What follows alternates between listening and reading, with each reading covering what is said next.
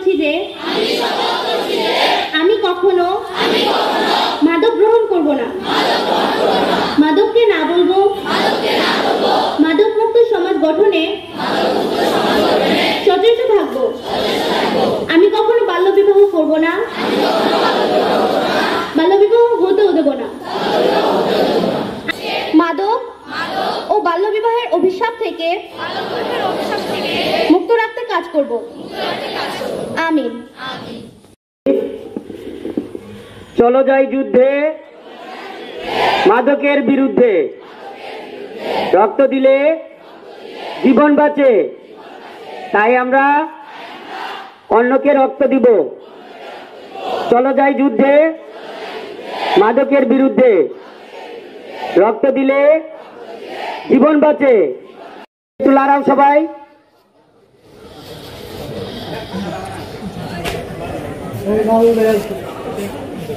এবং বাল্য বিবাহ যে ইফেক্ট রয়েছে আমাদের এলাকায় বা আমাদের বিশেষ করে আমাদের এই এলাকায় প্রচুর পরিমাণে বাল্য বিবাহ হচ্ছে। আমরা নিজে কিভাবে বাল্য বিবাহ থেকে সতর্ক থাকবো এবং কি বাল্য বিবাহ হওয়ার যে ক্ষতিকর প্রভাব তা বিস্তারিতভাবে বুঝিয়েছেন, এবং কি আমরা কিভাবে বাল্য বিবাহ প্রতিরোধ করব আমাদের এলাকায় বা আমাদের বন্ধু বান্ধব বা আমাদের আত্মীয় স্বজন কেউ যদি বাল্য বিবাহ হতে আক্রান্ত হয় বা জড়িয়ে পড়ে, তাহলে আমরা আমাদের বিদ্যালয়ের শিক্ষক মন্ডলী রয়েছে, আমাদের উপজেলায় সমাজ কল্যাণ অফিসার রয়েছেন, এছাড়াও আমরা 999 কল দিয়ে আমরা যোগাযোগ করতে পারি। এবং কি এভাবে আমরা বাল্য বিবাহ সহ মাদক, আমাদের যেহেতু এটা বর্ডারের পাশে আমাদের অঞ্চল, তাই এখানে খুব সহজে আমাদের বন্ধু বান্ধব বা আমাদের বড় ভাইরা মাদক পাচ্ছে।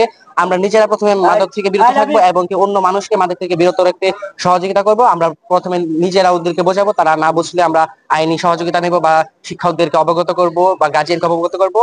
আমি মনে করি এরকম একটি সেমিনার প্রতিনিয়ত আমাদের শিক্ষার্থীদের মাঝে হলে আমরা সতর্ক হতে পারবো। এবং কি বাল্য বিবাহ যখন হয়, একটা মেয়ে যখন পূর্ণবয়স্ক না হয়, তখন কিন্তু তার বিয়েটা হয় একটা ছেলের সাথে, কিন্তু সেই ছেলেটা কিন্তু এইটুকু সে সচেতন থাকে না যে একজন পূর্ণবয়স্ক মহিলা বা কোন মেয়ে না হলে যে আমার বিয়ে করা যাবে না, সে কিন্তু এই বিষয়ে সচেতন থাকে না। সুতরাং এখানে মেয়েদের সাথে সাথে ছেলেদেরও কিন্তু খুব গুরুত্বপূর্ণ ভূমিকা আছে।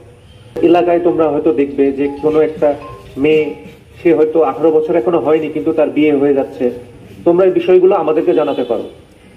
এখন সকলেই তোমরা জানো যে 999 কল দিলেই তোমরা তোমাদের যে কোনো সমস্যার কথা বলতে পারবে। আমরা গত 6 মাসেও প্রায় 4টির মতো বাল্য বিবাহ রোধ করতে পেরে। আমাদের ডাক্তার সাহেব ইতিমধ্যে বলেছে যে মাদক হচ্ছে একটা স্লো পয়জন, এবং এই মাদকটা যে শুধু একজন ব্যক্তিকেই নষ্ট করে দেয় তা নয়, এটা একটা পুরো পরিবারের জন্যই কিন্তু ক্যান্সার স্বরূপ।